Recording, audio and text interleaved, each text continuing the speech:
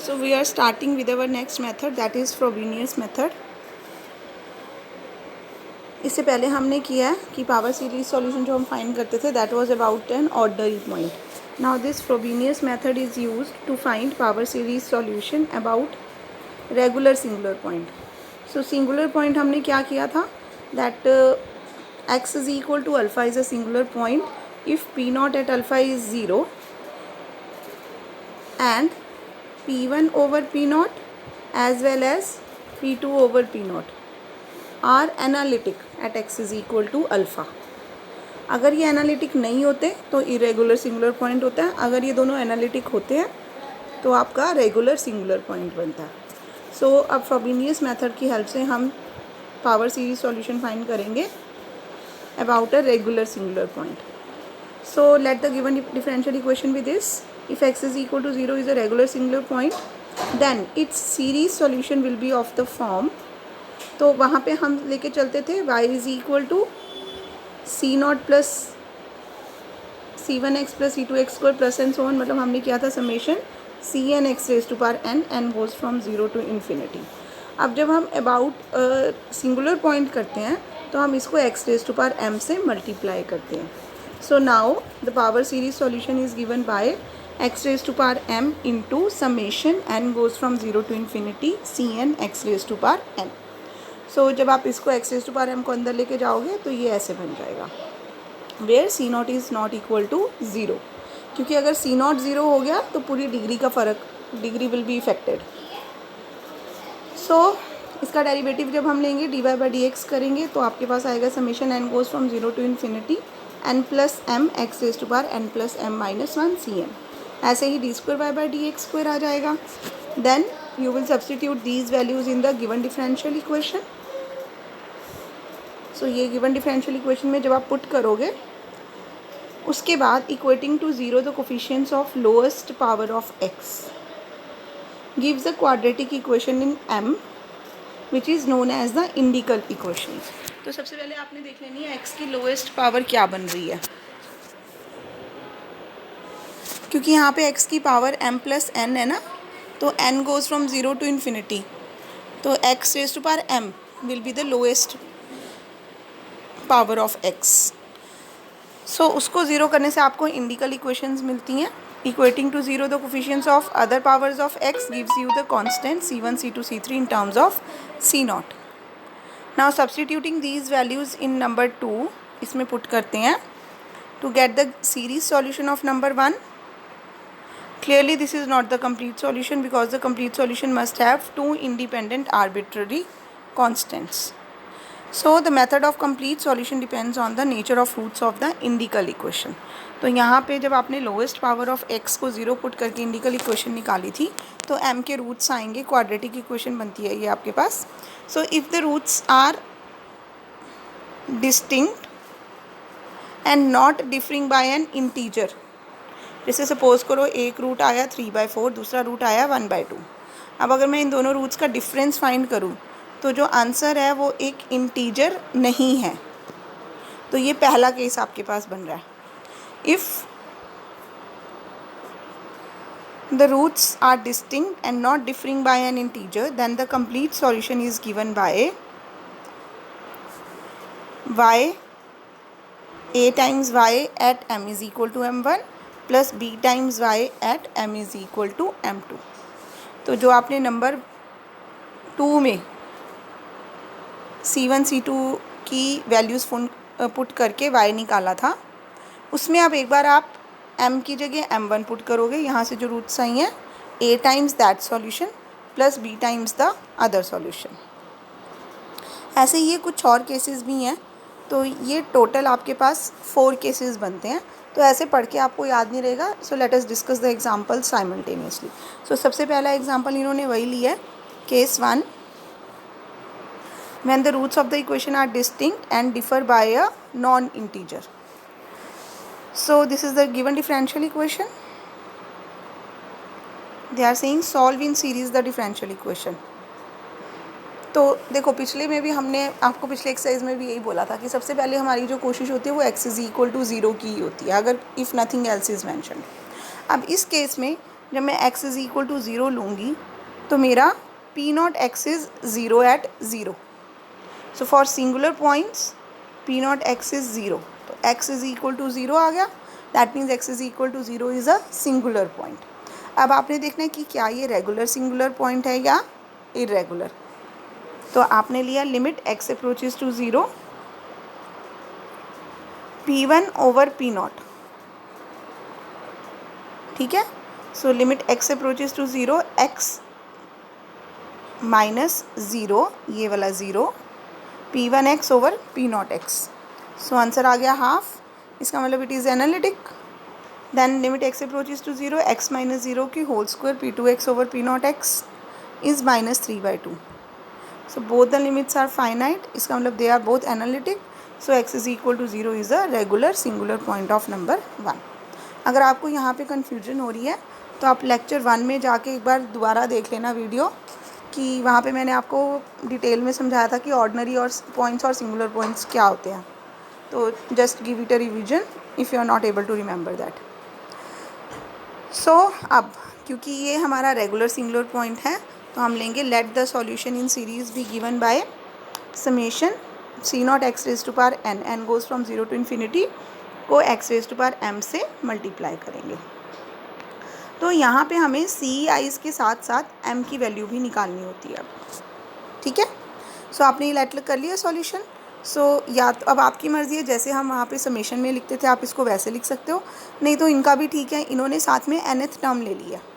सो nth term आप ज़रूर लिखो. तो जब आप nth टर्म लिखोगे तो dy बाई डी एक्स आएगा आपके पास. dy बाई डी एक्स के लिए क्या होगा, x raise to power m into अंदर वाली टर्म का derivative plus m x raise to power m minus 1 into ये वाली term as it is. So y is equal to, okay, उस चीज़ को अवॉइड करने के लिए इन्होंने क्या किया, ये x raise to power m को अंदर मल्टीप्लाई कर दिया. ठीक है. So x raise to power m को मल्टीप्लाई करके ये y की वैल्यू आ गई. अब आपने dy बाई डी एक्स किया, इसका m x raise to power m minus 1 m plus 1 x raise to power m and so on करते करते आपको nth टर्म का डेरिवेटिव ज़रूर लिख लेना है. So plus m plus n c n x raise to power m plus n minus 1. Similarly again differentiating with respect to x इसका. So m minus 1 x raise to power m minus 2 इसका लिख लो. And then nth term का आपने ज़रूर लिख लेना है. nth टर्म का डेरिवेटिव लिखोगे तो बाद में जब हमें x raise to power m plus n का कोफिशिएंट चाहिए होता है तो वो फिर हमें ईजिली मिल जाता है. Now substituting these values of y dy by D x and D square y by D x square in number 1 जो गिवन डिफरेंशियल इक्वेशन थी. सो 2x स्क्वायर, ये पूरी D square y by D x square की value है. Then आपको इतनी terms लिखने की ज़रूरत नहीं है. आप जैसे 3 टर्म्स लिख लो और nth टर्म लिख लो. मैक्सिमम 2 टर्म्स भी लिख सकते हो इवन. ठीक है. सो इन्होंने देखो काफ़ी टर्म्स 1 2 3 4 टर्म्स लिखी हुई हैं इन्होंने. तो इतनी टर्म्स लिखने की बिल्कुल भी ज़रूरत नहीं है आपको. इनफैक्ट 2 टर्म्स लिख के ही काम हो जाएगा आपका. सो ये किया इन्होंने 2x square times D square y by D x square यहाँ तक आ रहा है plus x times D Y by D X की value plus X square minus 3 times y is equal to 0. So अब क्या करना है आपने, equating to 0 the coefficients of various powers of x. तो सबसे पहले हमने लेनी है lowest power of x. So lowest power of x आएगी आपकी x raise to power m. So x raise to power m का कोफिशिएंट कैसे आएगा, ये देखो x raise to power m minus 2 जब इस x स्क्वायर से मल्टीप्लाई होगा तो यहाँ से आ गया 2m into m minus 1 c not. उसके बाद यहाँ पे ये x raise to power m minus 1 वाली टर्म x से मल्टीप्लाई हो गई. So plus m c not and then यहाँ पे ये x raise to power m वाली टर्म माइनस 3 से मल्टीप्लाई होगी. So minus 3 C not. सो इसको इक्वल टू 0 किया, सी नॉट कॉमन आ गया. Clearly c not can not be equal to 0. So therefore 2m square minus m minus 3 is equal to 0. So this is known as indicial equation. So यहाँ से हमारे पास m की values आ गई 3/2 and -1.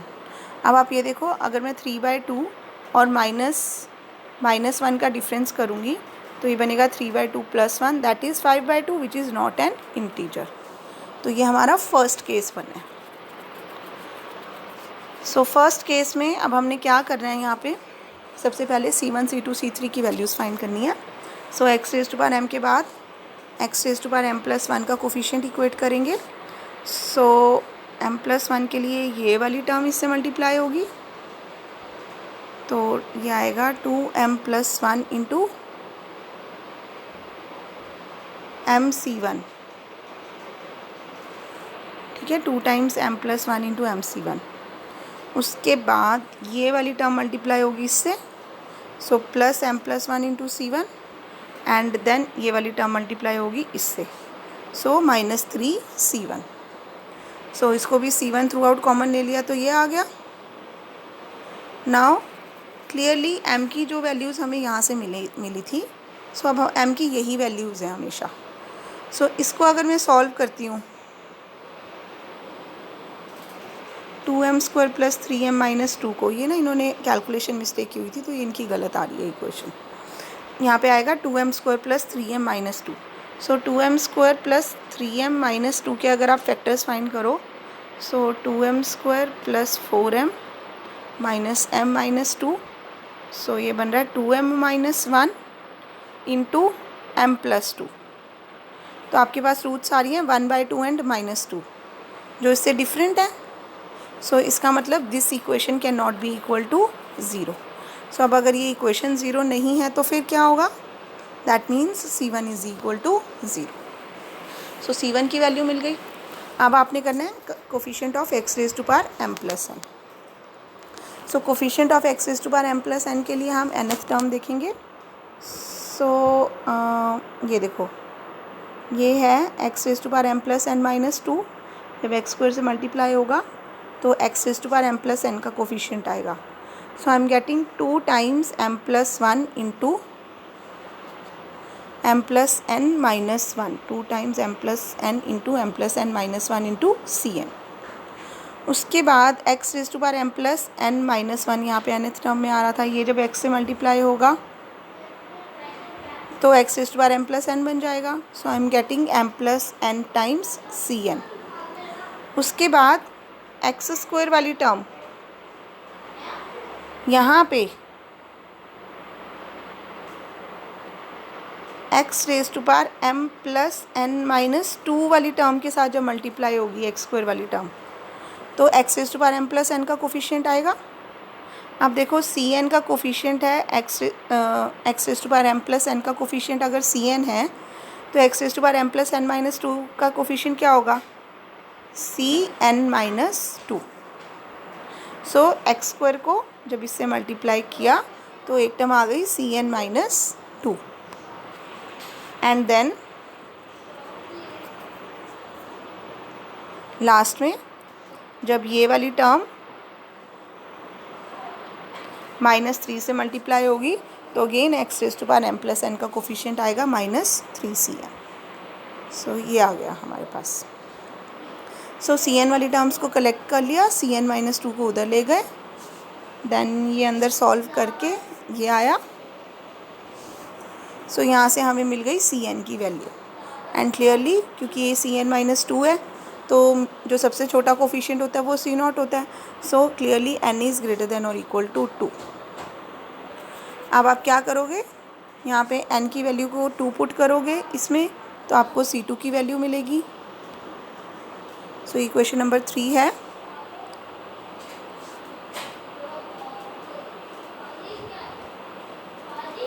Okay, question number 3 में इन्होंने m की value -1 put कर दिया है।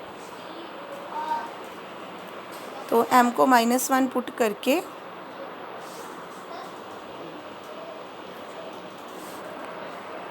m को -1 पुट किया Cn में यहाँ पे, तो ये मिल गया। अब इसमें n की value 2, 3, 4 and so on put की तो हमें मिल गया C2, C3, C4, C5। C5 तक इसलिए किया क्योंकि C1 0 था, फिर C3 भी 0 आ रहा है और C5 भी 0 आ रहा है, तो बेसिकली तो हमें सिर्फ C2 और C4 ही मिला। अब ऐसे ही so using these values of Ci's in number 2 तो ये y मिल गया। So the first solution is given by this. अब हमने for m is equal to 3/2 again, जो इक्वेशन नंबर 3 थी, जैसे जिसमें m इक्वल टू -1 पुट किया था, उसी में m को 3/2 पुट कर दिया, तो ये Cn मिल गया। अब फिर से n को 2 3 4 पुट किया तो आपको मिल गया 2 3 4 5 and so on. So using these values y is equal to x raise to power, m की वैल्यू यहाँ पे भी पुट करनी है, m की वैल्यू है 3/2। सो ये आ गया आपके पास y is equal to C0 x raise to power 3/2 into this. So the complete solution is given by C1 dash into जो पहला सॉल्यूशन आया था प्लस C2 डैश ये दूसरे वाला सॉल्यूशन। फिर यहाँ पे इन्होंने C0 C1 डैश को कैपिटल ए पुट कर दिया, C2 C0 डैश को कैपिटल बी पुट कर दिया, and this is the required solution about the singular point.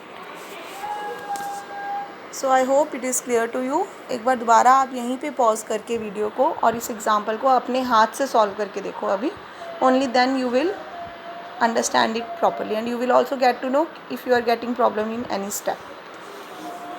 Now case 2, when the roots of the integral equation are equal, we obtain two independent solutions y1 and y2 by substituting m is equal to m1 in y and curly y by curly m respectively, so that complete solution is again a y1 plus b y2. so यहाँ पे तो y1 और y2 हमें कैसे मिले थे, m की दो वैल्यू सब्सटीट्यूट करने से, बट अगर दोनों वैल्यूज़ इक्वल हैं तो एक बार y में वैल्यू पुट करेंगे m1 की और एक बार curly y by curly m में।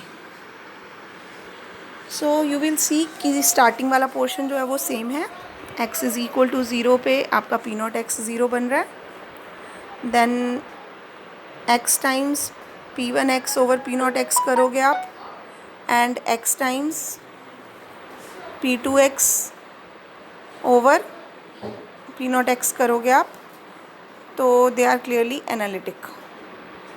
सो therefore x is equal to 0 is a regular singular point. So ये करके दिखा दिया इन्होंने, both the limits are finite. Paper में अगर आप ये मेंशन नहीं करोगे तो आपके मार्क्स कटेंगे, तो ये आपने करके दिखाना है।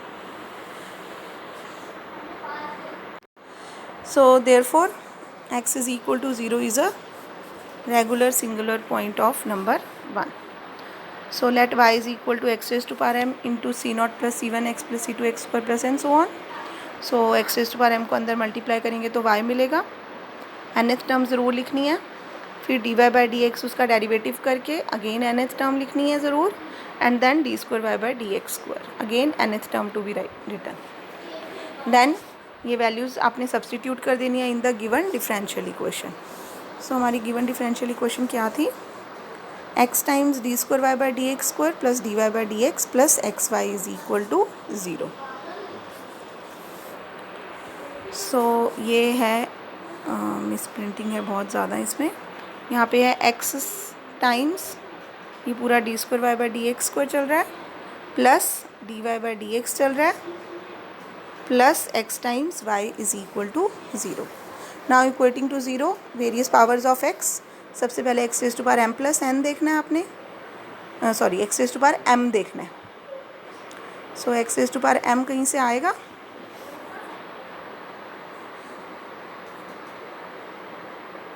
ओके यहाँ पे देखो आपके पास जो सबसे छोटी पावर बन रही है ना x की, वो ये देखो, ये x को जब आप इससे मल्टीप्लाई करोगे तो x raise to power m minus 1 आ रहा है, तो ये तो x raise to power m से भी छोटा हो गया ना। यहाँ पे भी x raise to power m minus 1 आ रहा है और यहाँ पे x raise to power m plus 1। So smallest power is x raise to power m minus 1। So coefficient of ये यहाँ पे लिखा है इन्होंने x raise to power m minus 1। So एक तो यहीं से ही आ गया,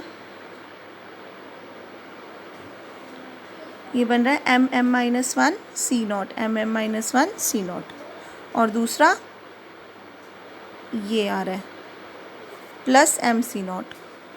सो C0 m कॉमन लिया, ये बन गया C0 m square. So C0 can not be equal to 0, so m is 0, 0। So you are getting equal roots of the indicial equation. आगे फिर वही करोगे, coefficient of x raise to power m minus 1 के बाद you will equate to 0 coefficient of x raise to power m, उससे आपको c1 की value मिलती है जो कि यहाँ पे अगेन 0 आ रही है, and then coefficient of x raise to power m plus n। So coefficient of x raise to power m plus n करते हुए बहुत ध्यान रखना है आपने। ये देखो यहाँ पे अब x को जब मैं इस nth टर्म से मल्टीप्लाई कर रही हूँ तो मेरे पास आ रहा है m plus n into m plus n minus 1 cn x raise to power m plus n minus 1। तो मुझे चाहिए x raise to power m plus n, इसका मतलब n माइनस 1 की जगह मुझे n चाहिए, n माइनस 1 की जगह n चाहिए, तो n की जगह n प्लस 1 चाहिए। सो यहाँ पे n माइनस 1 की जगह n आ जाएगा,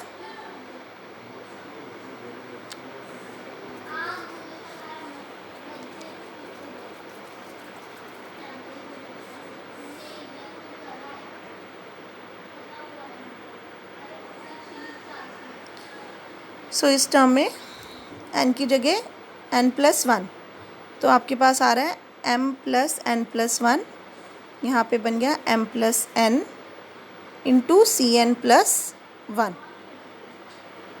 ये रहा सी एन प्लस 1।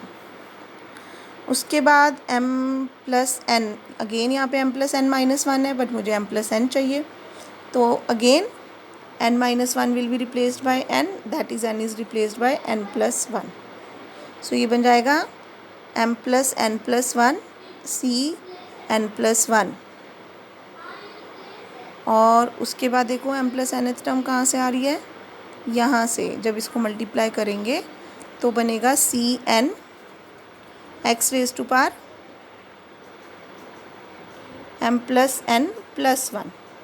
अब इसमें n प्लस 1 की जगह n चाहिए, तो n की जगह n माइनस 1, सो ये बनेगा c n minus 1 plus c n minus 1। So उसके बाद सी एन माइनस 1 वाली टर्म को उधर ले जाओ और सी एन प्लस 1 वाली टर्म्स को इकट्ठा कर लो, तो ये सी एन प्लस 1 की वैल्यू आ गई आपके पास। Clearly n is greater than equal to 1। अब हमारे जो m की रूट्स आ रही थी इंडिकल इक्वेशन, m की वैल्यू आ रही थी 0,0, तो हम क्या करेंगे, इसमें m को 0 पुट कर देंगे। तो अब ये आपकी मर्ज़ी है, आपने पहले m को 0 पुट करना है या बाद में m को 0 पुट करना है, बात एक ही है। देखो अब यहाँ पे इन्होंने क्या किया है, पहले n की वैल्यूज़ पुट की हैं, 1 2 3 4 5 6 ये सारी वैल्यूज़ आ गई, तो y ये बन गया, और फिर उसमें ये बन गया, एंड देन m को 0 पुट किया। तो यहाँ पे ना इन्होंने इसलिए ऐसे किया, आपको भी ऐसे ही करना पड़ेगा, क्योंकि सेकंड पार्ट के लिए आपको करली y बाय करली m चाहिए। तो अगर आप m की वैल्यू पहले ही पुट कर दोगे तो आपको ये वाला पोर्शन नहीं मिलेगा, ठीक है। सो इसीलिए इन्होंने m की वैल्यू नहीं पुट की। जब इनके पास रिकरेंस रिलेशन आ गया था तो n को 1 2 3 4 पुट करके c2 c3 c4 c5 in terms of c0 find कर लिया, और वो वैल्यूज़ को y में पुट कर दिया, and finally they are getting this. अब इसमें m को 0 पुट करने से y 1 मिलेगा, फिर ये जो y था इसका partial derivative with respect to m करेंगे। जब आप इसका partial derivative with respect to m करोगे तो आपको क्या मिलेगा, देखो एक बार तो c0 as it is, x raise to power m का डेरिवेटिव क्या होगा, यहाँ पे अब हम derivative with respect to m कर रहे हैं, तो a raise to power x वाला फॉर्मूला लगेगा। सो इसका डेरिवेटिव होगा x raise to power m into log x इंटू ये वाली पूरी की पूरी term as it is, plus next step में c0 x raise to power m as it is into अंदर वाली टर्म का इन्होंने डेरिवेटिव लिया है विद रिस्पेक्ट टू m। सो ये 0 हो जाएगा। इसका डेरिवेटिव क्या आएगा, देखो 2 टाइम्स m प्लस 2 की क्यूब इंटू एक्स स्क्वायर, फिर इसका डेरिवेटिव लेंगे विद रिस्पेक्ट टू m लेना है,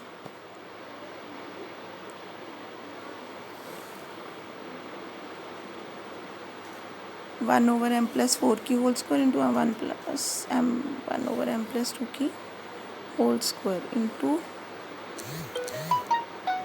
0 माइनस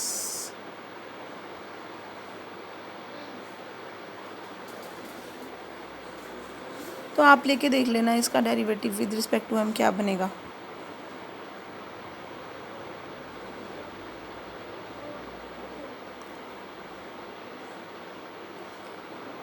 ऐसे ही फिर नेक्स्ट स्टेप में with respect to m derivative लिया है।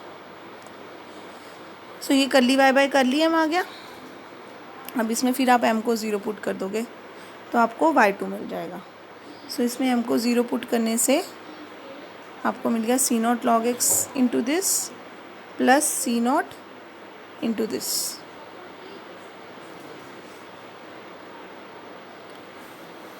सो finally y2 is equal to y1 log x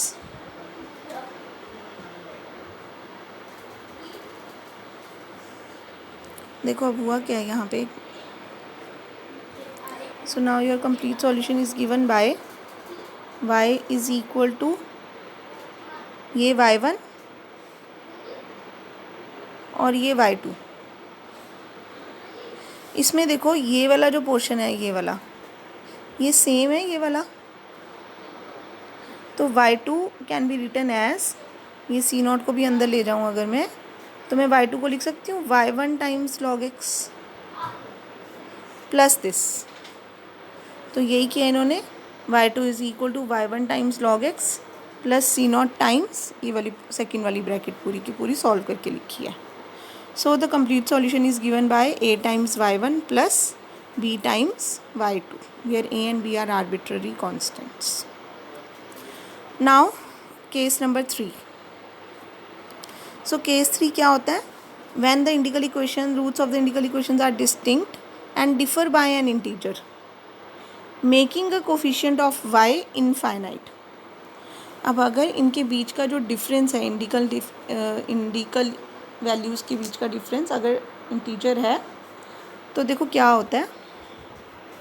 first part आप सारा कर लोगे, यहाँ पे x इज़ इक्वल टू 0 और 1 दोनों ही सिंगुलर पॉइंट्स लग रहे हैं, जिसमें से x इज़ इक्वल टू 0 करने से ये रेगुलर सिंगुलर पॉइंट आ रहा है।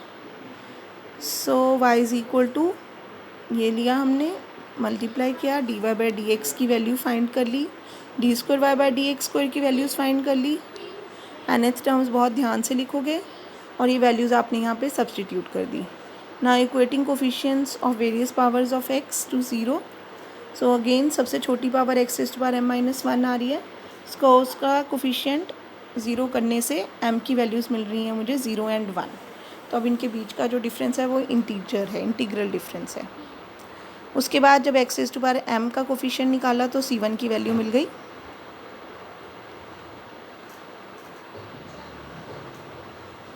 And then coefficient of x raised to power m plus n निकाल लिया। सो ये आ गया आपके पास। नाउ इसमें जब आप n को 1 2 3 पुट करोगे तो c2 c3 c4 मिल गया।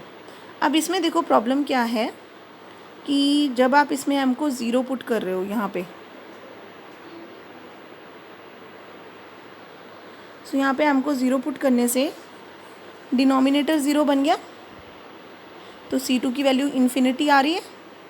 तो इसी को उसने बोला था यहाँ पे जब लिखा था that making the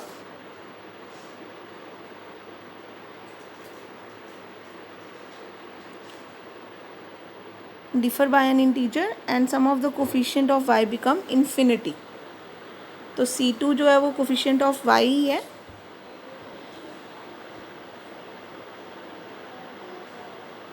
so we modify the form of y by replacing c naught by a times m minus m1. सो इसका मतलब अब देखो क्या करेंगे हम।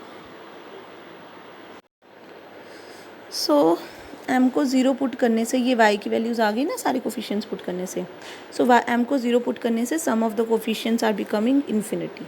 तो हम क्या करते हैं, ये जो c नॉट है ये कांस्टेंट है, c नॉट को a नॉट m से रिप्लेस कर दिया। ए नॉट एम से मल्टीप्लाई रिप्लेस क्यों किया, क्योंकि ए नॉट एम से जब आप रिप्लेस करोगे तो जो m है वो ये जो डिनोमिनेटर वाले m है इनको ख़त्म करके ये y आ जाएगा मेरे पास। अब डिनोमिनेटर में 0 नहीं आ रहा तो कोफिशिएंट्स इन्फिनिटी नहीं बन रहे। अब मैं m की वैल्यू इसमें 0 पुट करूँगी तो मुझे y1 मिल जाएगा। अगेन इसको करली वाई बाय करली एम करेंगे तो x raise to power m का derivative x raise to power m log x, ये term as it is, plus a naught x raise to power m into अंदर वाला डेरिवेटिव। सो इसमें जब आप m को 0 पुट करोगे तो क्या होगा, m को 0 पुट करने से x raise to power 0 1, so a not log x into ये वाली टर्म तो y1 ही हो गई और यहाँ पे plus a not into this, so y2 is a not log x plus a not.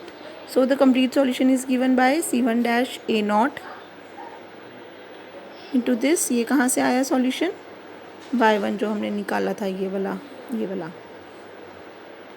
Plus c2 times A not c2 dash A not into ये है y2 log x into this plus c2 dash A not into this. So c1 A dash को capital A बोल दिया and c2 A dash A not को capital B बोल के, this is the required solution. अब इसमें फिर से इन दोनों टर्म्स को कलेक्ट करके a plus b log x into this plus b times this is the answer. Then last is case number 4, when the roots of the identical equations are distinct and differ by an integer making a coefficient of y indeterminate। तो यहाँ पे आप देख रहे हो जो आपके coefficients थे वो इन्फिनिटी बन रहे थे। नेक्स्ट केस में क्या होगा, आपके जो कोफिशिएंट्स हैं वो इंडिटर्मिनेट मतलब 0/0 या इन्फिनिटी फॉर्म बन रही होगी। If the indicial equation has 2 roots m1 and m2 and if one of the coefficients of y becomes indeterminate then the complete solution is given by putting m is equal to m1 in y which then contains 2 arbitrary constants. The result of putting m is equal to m2 in y gives a constant multiple of one of the series contained in the first solution. Hence we reject the solution obtained by putting m is equal to m2। तो वो ये बोल रहे हैं इस case में जब हम m is equal to m1 करके y1 फर्स्ट सॉल्यूशन निकाल लेते हैं तो m is equal to m2 put करने से हमें वो जो फर्स्ट सॉल्यूशन है उसी का कुछ कांस्टेंट मल्टीपल मिलेगा, तो जिसकी वजह से हम उसको रिजेक्ट कर देंगे। सो देखो फोर्थ एग्जांपल में क्या किया,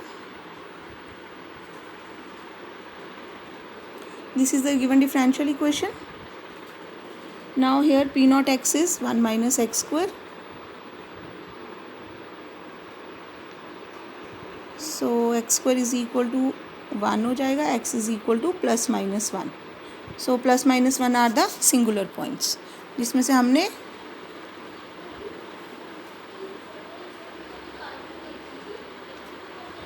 okay they are saying here x is equal to 0 ही लेके चल रहे हैं क्योंकि x is equal to plus minus 1 है सिंगुलर पॉइंट्स आपके। So x is equal to 0 ही अभी तक लेके हमने सारे क्वेश्चंस किए हैं। So x is equal to 0 is an ordinary point. So let y is equal to, तो x इज इक्वल टू 0 से ये 0 ही नहीं बन रहा ना। So let y is equal to x raise to power m into this, ये multiply कर दिया dy by D x D square Y by D x पर, ये सारी वैल्यूज़ इसमें सब्सटीट्यूट कर दी। ये सब्सटीट्यूट करके आप देखो x raise to power m minus 2 दिख रहा है मुझे सबसे छोटा कोफिशिएंट, क्योंकि इसको जब 1 से मल्टीप्लाई करेंगे। So coefficient of x raise to power m minus 2 सिर्फ यहीं से आ रहा है, यस।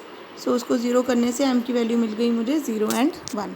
अगेन इनका जो डिफरेंस है वो इंटीग्रल डिफरेंस है। उसके बाद coefficient of x raise to power m minus 1 करोगे तो c1 की वैल्यू ये आ गई। अब देखो न्यूमरेटर तो 0 है ही है, अगर मैं m की वैल्यू 0 पुट कर दूं तो डिनोमिनेटर भी 0 हो जाएगा, जिसका मतलब c1 becomes indeterminate. So coefficient of x raise to power m plus n अब निकाला, वो आता है आपको निकालना, cn प्लस 2 मिल गया हमें।